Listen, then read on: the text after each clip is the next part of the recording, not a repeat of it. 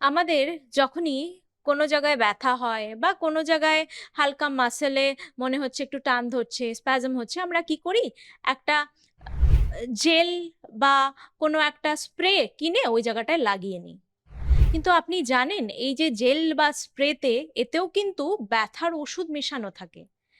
তো এই যে ব্যথার ওষুধ আপনি যেটা জেল বা স্প্রে হিসাবে ইউজ করছেন, এটারও কিন্তু সাইড এফেক্টস আপনার হতে পারে।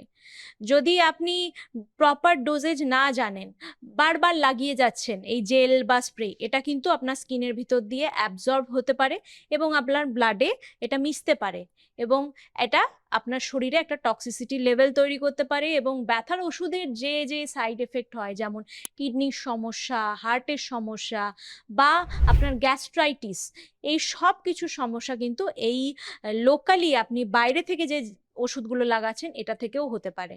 তো অবশ্যই এই যে জেল বা এই স্প্রেগুলো লাগাচ্ছেন, একটা সঠিক মাপে প্রপার ডোজ জেনে তারপর লাগাবেন। যখন তখন একটা স্প্রে করে দিলাম, জেল লাগিয়ে দিলাম, এটা কিন্তু করবেন না। এতে কিন্তু আপনি আপনার নিজেরই ক্ষতি করছেন ইন দ্য লং রান।